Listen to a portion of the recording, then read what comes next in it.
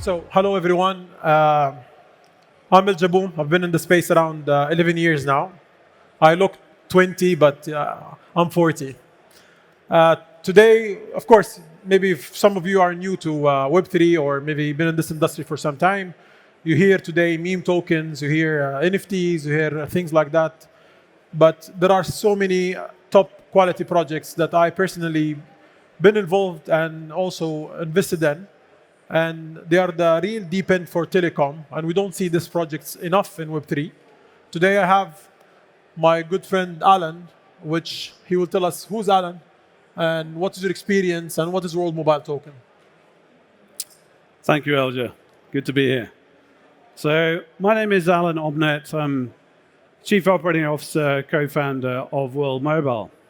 My background is in telecommunications for the last 20 to 30 years, building new innovative services and challenging existing legacy operators. And World Mobile is a new business model for delivering decentralized telecommunications across the world. We all realize the issue with connectivity. Everybody here today has the same issue. You have patchy coverage, you're in areas where you lose signal. The reality for people who lose their signal or have no signal means that everything here today is not accessible to them. So AI, fantastic, but I can't access it. Blockchain, amazing concept, but I can't use it. NFTs, what are they? There's half the people across the world that lack meaningful connectivity, and World Mobile are aiming to help solve that problem. But it's not just World Mobile, it's the people who run the World Mobile network. It's a sharing economy that people own and operate pieces of infrastructure and run a decentralized physical infrastructure network. That's World Mobile. So, for you guys to know, almost half of the planet didn't have internet. And that's why their name is Connect the Unconnected. They also had recently a relationship with Starlink. Can you tell us more about this part as well? So a number of people ask us, why are you different? Why is your solution different to what Starlink is doing? We see Starlink as a great collaborator for connecting the unconnected, but it's not the whole solution. Yes, it can deliver rural connectivity, but it can't deliver it to everybody. So there are two examples I'll give. So one in Africa, where you have a village that needs connectivity, you may have one Starlink connection, but in order to spread that across the whole village and community, you still need to have a local network. And we deliver that through Wi-Fi networks or GSM networks to help deliver that full connectivity solution to everybody. So you have the rural solution, but also, example in the USA, there's a hurricane, Hurricane Ellen, hit North Carolina, and our community came to us and they said, what can you do? Yeah, you have a sharing economy solution that may be able to help people who have lost connectivity, they're disconnected. So it went from connecting the unconnected to connecting the disconnected.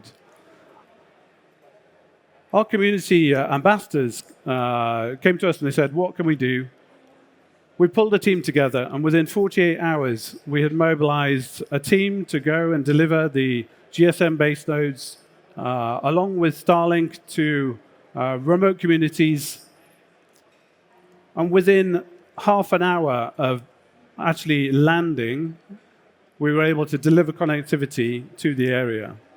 So coming back to the question about what are you doing with Starlink, the World Mobile solution is a solution that complements and extends existing networks. And it may not be just purely Starlink, it could be a fiber connectivity, it can be an existing mobile operator that can't go any further. And the World Mobile Network helps to extend that connectivity. So, as you guys know, I mean, all of you are using internet, right? And using phone SIMs and SMS and all this. But you actually pay a big amount of money and you don't get the service that you pay for. And that's number one. Number two, you cannot complain if you had a bad service, right? You have to pay, and then you complain, but no one listened to you. So World Mobile, they fixed this, and they have everything. You can actually be a part of the shared economy. What does it mean? You can be an operator. You can go buy a node, and you become an operator, and you make money. Tell us more about this, Alan. Yeah, I think the key difference with World Mobile's model to existing deep-in providers, if we take a step back, existing deep-in providers, they have proven something. They have proven that people are willing to operate infrastructure, and they want to earn from running that infrastructure, whether it's mapping, whether it's running an IoT device. There are many deep-in providers, whether it's compute, whether it's storage. But the problem with the existing deep-in models is that a lot of it is about speculation. It's like, okay, if I run this box, maybe somebody will use it. With World Mobile, when we deploy one of our air nodes, which is one of the devices in deep-in, people actually earn fiat revenue, and it is real revenue coming from usage on the network. So it's not just running a box because, hey, this is great, this is interesting. This is running a box as a business. So you've got people that want to have an additional income, whether it's in Africa, Asia, USA. So now we've deployed in the USA, which is one of the highest revenue markets in the world.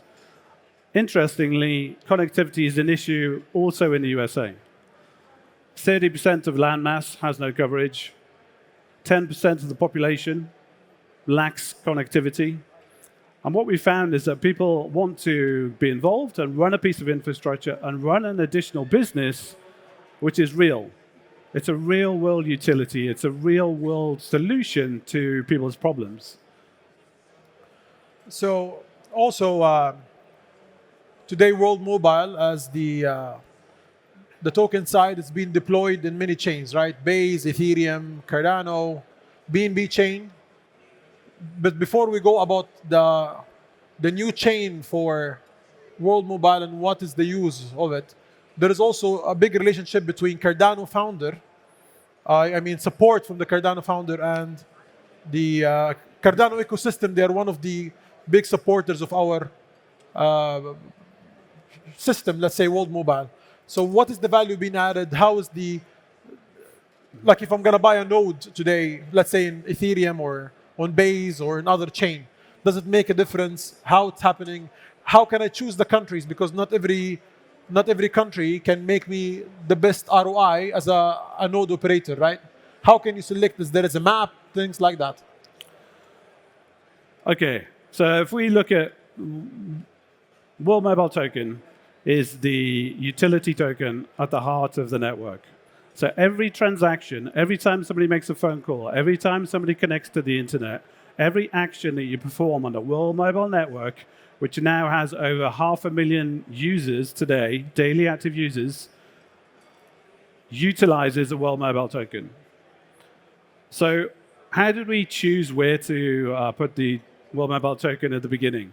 If you go back 5 years ago, when we were evaluating the different blockchains, at that time, there was a view that Cardano was a blue chip chain, that there was serious research, and they were advanced in consensus research and algorithms. And it was our view that at that time, it was a good solution to build on. We've all been subject to the tribalism in blockchain. So what our approach is, it isn't about a single blockchain, it's about a multi-chain future. So what we've now done is we have migrated that initial native asset, and you can now operate that on Ethereum and Base, BNB, as you said. So in order to achieve the World Mobile goal of connecting the unconnected and connecting over 1 billion people across the world, you need to be multi-chain. So the liquidity, the usage, the community, you can't be in a single community. You have to be in all communities. People need to be able to participate from any community to achieve the goal. So when you run a piece of infrastructure on World Mobile, the physical infrastructure, it doesn't matter what chain you're on because you're going to be rewarded and you can choose how to be rewarded. But when you operate the network services and the transactions that take place on the network, then that is on the World Mobile chain itself. And World Mobile chain is the first layer 3 on base with a custom gas token in order for us to achieve the high performance, the number of transactions you need in a telecommunications network. You need to be able to support that.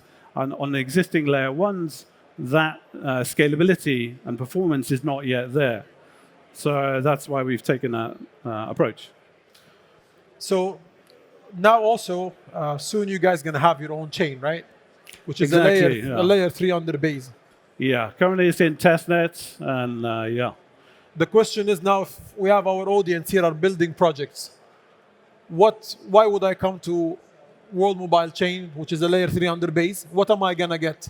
There is an incentive, there is an incubation, there is advisory, there is what you can offer these chains, these projects to come to your chain. Sure. So we're all familiar with meme coins and speculation in the crypto industry, with NFT projects and the fun side of crypto. World Mobile is a serious project where it's real utility and combines a whole set of things from NFTs. The World Mobile EarthNode NFT is one of the most valuable NFTs in the market. If you take a look at the EarthNode NFT, it is actually a real utility. So World Mobile is building a blue chip chain. Why would you come to the World Mobile chain to build your project? Because we're looking at delivering telecommunication services. You're talking millions of transactions that need to be processed. So you've got the scalability. You're talking about real-world assets. So our nodes, the physical infrastructure, tokenization is already proven. You're not using something that hasn't been tested by the people running the chain. World Mobile has already real-world solutions that are operational today, so you're not experimenting. We've done the experimentation, and now you're benefiting from the lessons that we've learned in building these real projects. So why build on World Mobile? Because we've done a lot of the foundational work. We've looked at the scalability. We have demonstrated that the utilities, the NFTs that we've already deployed are some of the most valuable in the market because it is real utility. And World Mobile is also participating in the GSMA, the Global System Mobile Association of mobile operators across the world, who today are putting together a tokenization white paper about how to tokenize in telecommunications. World Mobile is participating in that, and we already have interest from many mobile operators as part of that and outside of that who would like to build on World Mobile chain, realizing that we already have that existing experience in delivering services in markets. So I think that's a few reasons. Yeah, that is true. Guys, if you're building a real project and you want support from people that do understand the industry very well, Alan himself, how many years you've been in telecom business? Maybe 30 years now. 30. He's also 31, so maybe the moment he joined, he started doing that. Alan, thank you very much, guys. This World Mobile Token, be sure to check them out. It's the real deep end company in Web3 where it has fun, strong community, and real fundamentals. Thank you very much, Alan.